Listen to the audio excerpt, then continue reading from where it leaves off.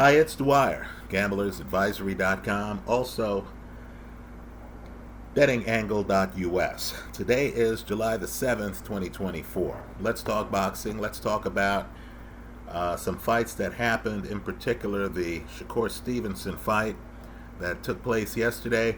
But first, remember, the opinion you should follow should be your own. Just consider this video to be a second opinion from a complete stranger online.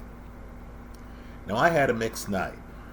Sadly for me, the biggest bet I had on the night was the under in the Shakur Stevenson Harutyunyan fight. We'll talk about that fight. Just understand that for premium subscribers, the Shane Mosley to win hedge held in the Mosley versus Danny Jacobs fight. Also, the under 9.5 round hedge held in the Zepeda versus Cabrera fight, which I believe I posted here as a public fight. Right? Both of those fights gave you the opportunity, because of reasonable hedges, to swing for the fences on bigger plays. Right? You would have made more money, quite frankly, if Danny Jacobs had gotten the stoppage. You would have made more money, quite frankly, if Cabrera had defied the odds and won the fight. But as the bets were structured, you were still hedged.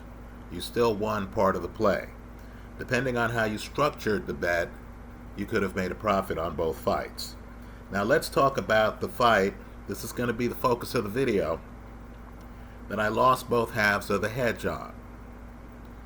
Right? This stung for me personally because the under 10.5, because I was getting 18-1 on the Artem side of the play, Artem Harutyunyan, right? We'll call him Artem. I was able to load up on the under 10.5, and that part of the play did not work, nor did the 18-1 long shot win. Let's talk about it. I thought going in, and the hedge I recommended was Artem at 18-1, hedged with the under 10.5 rounds, just so we're all on the same page here. I thought Artem was underrated. Now that I've seen the fight, he was an 18-1 underdog. Just went the full 12 rounds against one of the best in the sport in Shakur Stevenson's backyard. Right?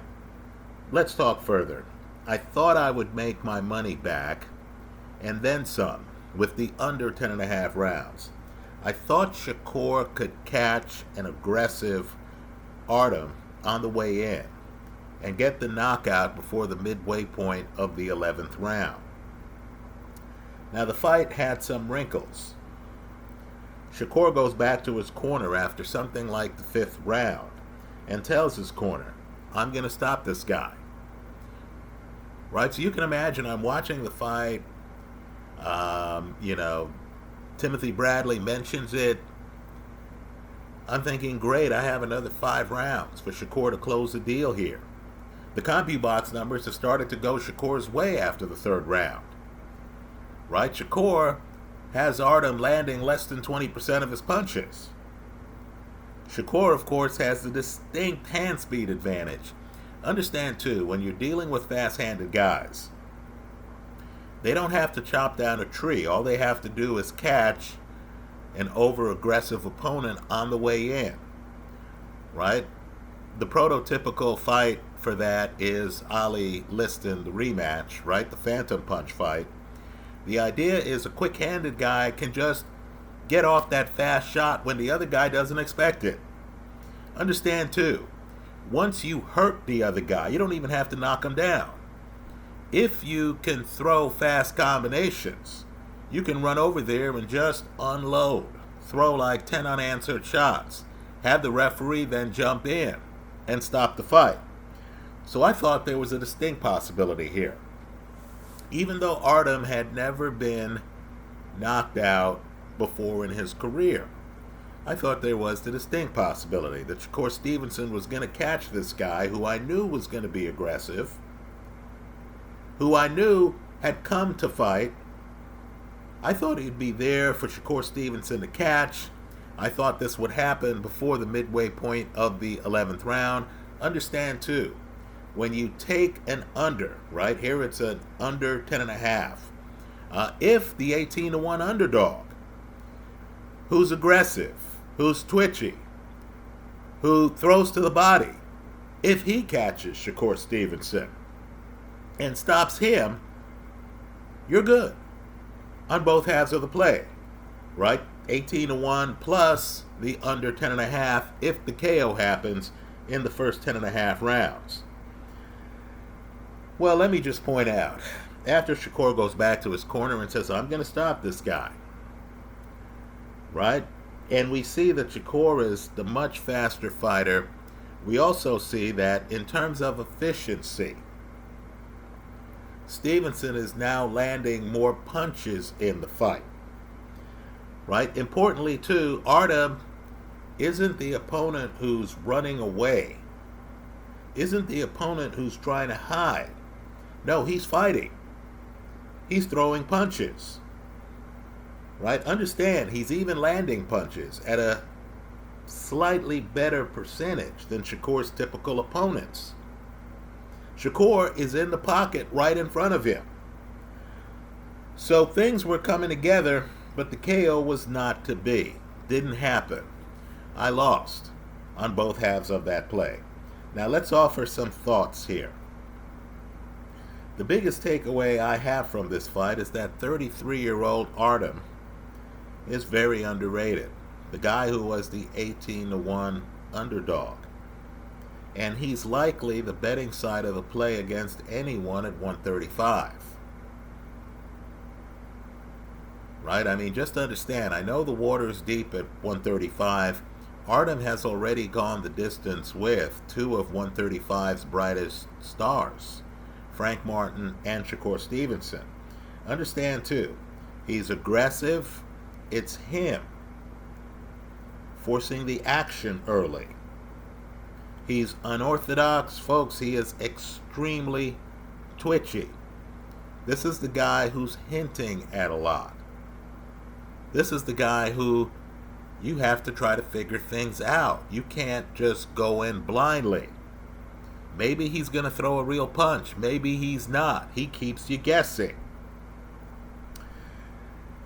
Let me just say, because he is active, because he will come forward on his front foot, because he views himself as alpha, at least until he's proven wrong several rounds into the fight. This is a guy who is an intriguing and entertaining matchup for anyone. Now, we could not get through Shakur's defense in the later rounds. But people need to understand that Shakur is defensively blessed. He's an outlier. He has great defense.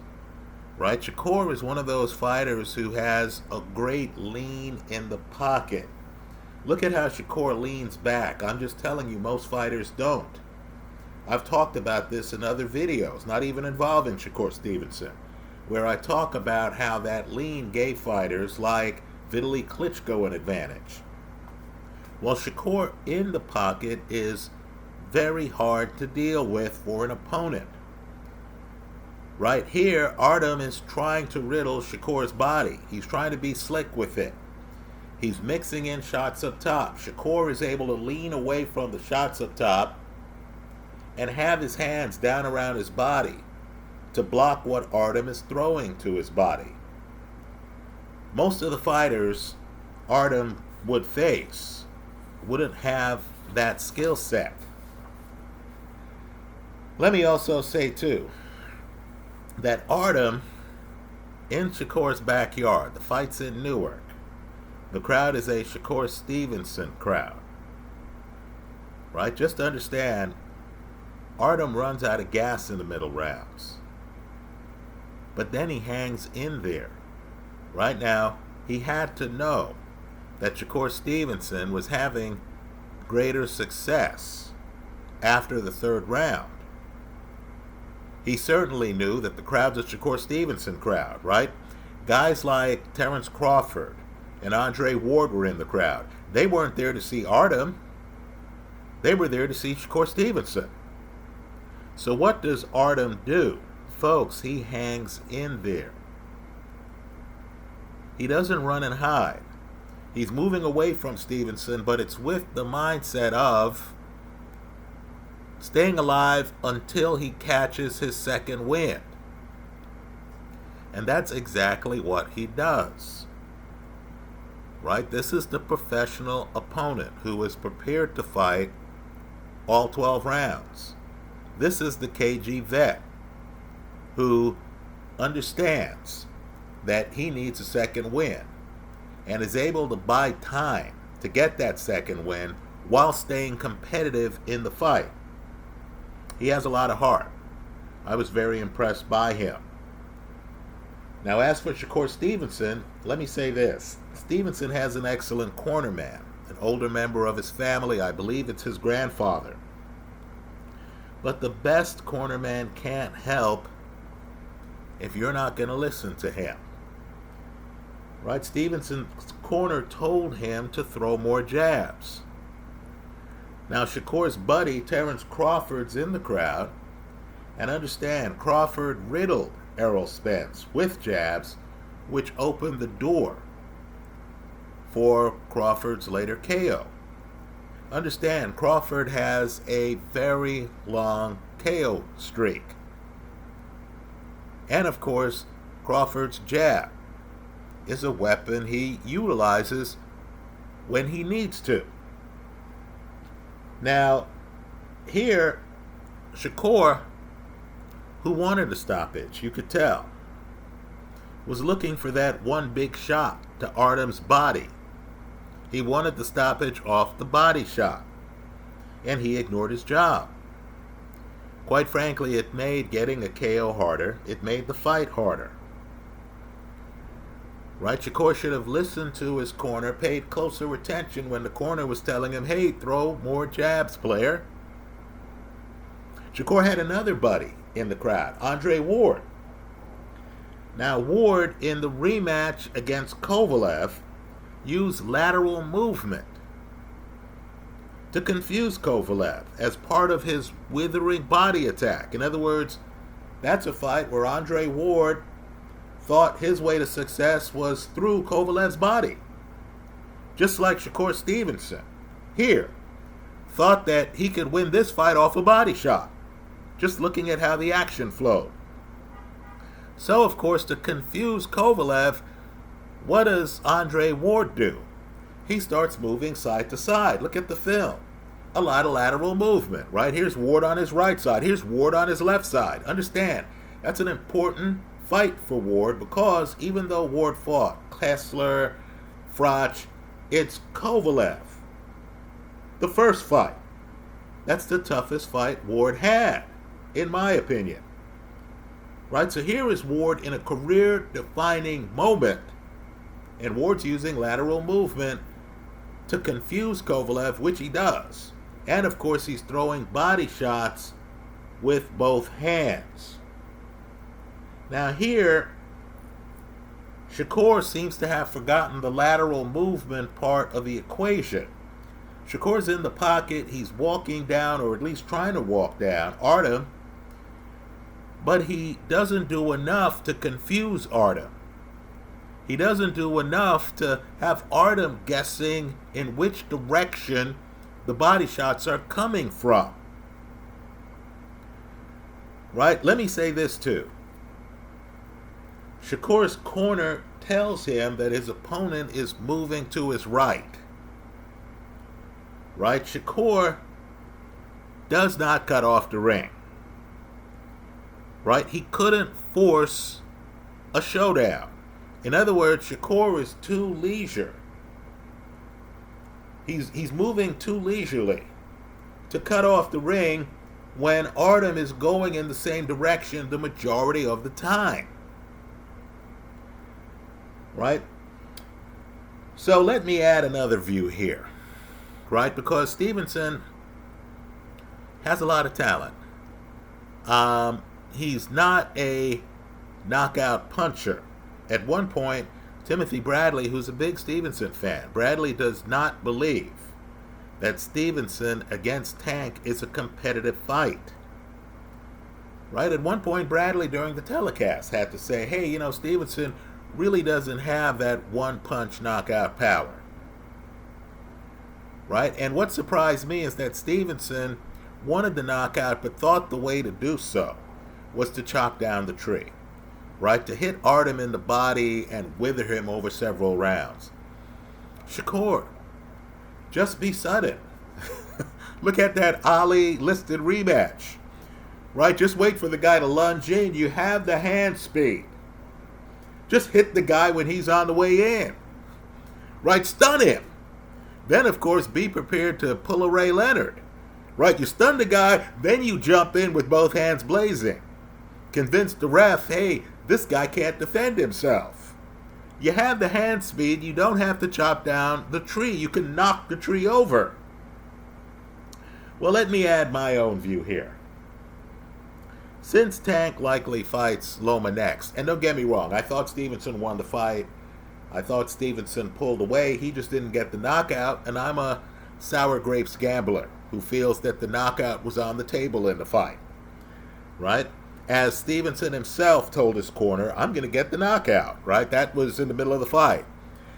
So let's offer a view here. Since at 135, Tank will likely fight Loma next. And since I believe that Shakur Stevenson has the defensive skills that would be elite at higher weights. In other words, when you have great defense like this, when you can force a guy to miss, at one point Artem throws an uppercut. Stevenson just leans back. The uppercut misses him. Right? Not a lot of effort. This guy, great reflexes. Right? He's still in his 20s. Great defense. You can't hurt what you can't hit.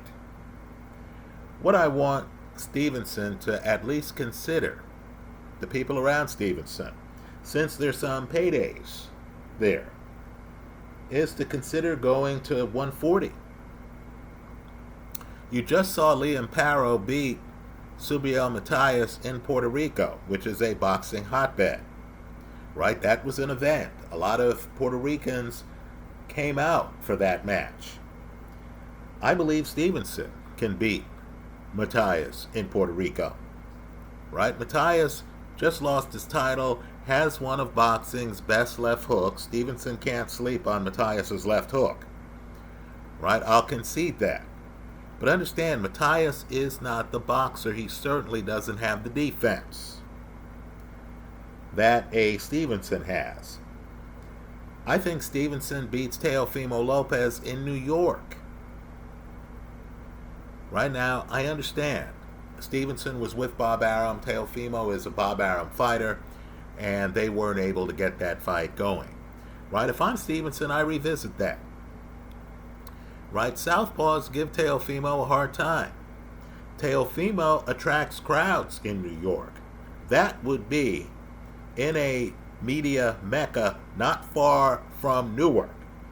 That'd be a blockbuster fight. Teofimo has a belt at 140. Right? That would be an interesting fight. I think a fight against Liam Paro, who I do consider to be underrated. Right? This guy's underrated. But understand, Paro is from Australia. If Shakur Stevenson travels to Australia, I guarantee you that would be a blockbuster fight. Just look at the crowds that came out for Loma against George Kambosos. Right? That came out for Haney against Kambosos. Right? I think that's an interesting fight. I think that would be a big local event. I think Australians, would come out in force for that fight. I think that's a big fight. Understand, too, Shakur is in Houston. I think a fight against Oscar Duarte would sell a lot of tickets. Didn't Ryan Garcia and Duarte, and I understand Garcia's box office gold, but didn't they pull a pretty good crowd in Houston? Right? That would be a fight in Texas. That's a boxing hotbed state. Right? That'd be a big fight. Shakur Stevenson would be at home. Tough opponent, Duarte. Duarte is a puncher. right? But Duarte would be front foot heavy. Understand, there'd be no pressure on Stevenson to make the action happen. And of course, I think Stevenson would be able to outbox Duarte. Although, there again, Duarte's a puncher, he's very strong. Stevenson would have to be careful of what's coming back. Right? Let's go one step further. I think Ismael Barroso, who I consider to be underrated, would be a good match. Because there again, Barroso is there to knock you out. I don't care what his age is. Power is the last to go. He'd certainly be on his front foot. He wouldn't be running from Stevenson. Not that Artem ran from Stevenson. Right? I thought this was an entertaining fight to watch. I think you want opponents who feel that they have the power and who are going to bring out for the crowd Stevenson's great defensive skills. In terms of just having a good promotion, since Stevenson is really a 135-pounder who'd be fighting at 140, I think a fight against Rolly Romero, and I know the boxing hardcore here is groaning, but that's a promoter's dream. Because Romero has the personality to make a promotion. So if you're going to enter 140, I think a fight against Rolly Romero, just a promotion, would have a lot of value. Understand too, I know many people are criticizing Romero. Romero forced Tank to lower his volume. That's a revealing fight. Against a guy with a big punch, Tank Davis isn't Tank Davis. Right? So if I'm Shakur Stevenson, I realize, look, the situation at 135 is political. There were a lot of names at 140. I hadn't even named Devin Haney as a possible opponent at 140. We understand Haney's taking some time off after the Ryan Garcia situation. But just understand, there are names at 140 that Shakur Stevenson could fight and make a lot of money. Right? Jack Catterall has an interesting fight against Regis Prograis. Right? The winner of that fight, I think, would be an interesting opponent for Shakur Stevenson. Right? If Stevenson wants an easier fight, because Catterall is underrated. Right? Catterall is excellent defensively, and Catterall, let's say, knows his way around the ring. Right? If I'm Stevenson and if I want to test the water at 140 before I hop in the deep end of the pool, Catterall's not the guy I would fight off the bat. But I would fight Prograis. Right? Because that Devin Haney fight, how many rounds did Prograis win? Just understand, you know, when you have a blueprint fight like that Haney Prograis fight out there, and when you have a sharp fighter like Stevenson, Stevenson would be able to copy the film and would be able to figure out how to deal with Prograis' aggression. Anyway, those are my thoughts. Let me hear yours in the comment section of this YouTube video. Mixed night for me. Lost my biggest bet of the night, which was the under 10.5 in the Stevenson Artem fight. Right? Still, even on a fight night like that, you know, you learn some things. Keep a close eye on Artem. He's an excellent opponent. Trust me, I don't believe against anybody, even Stevenson, Artem will ever again be an 18-1 underdog.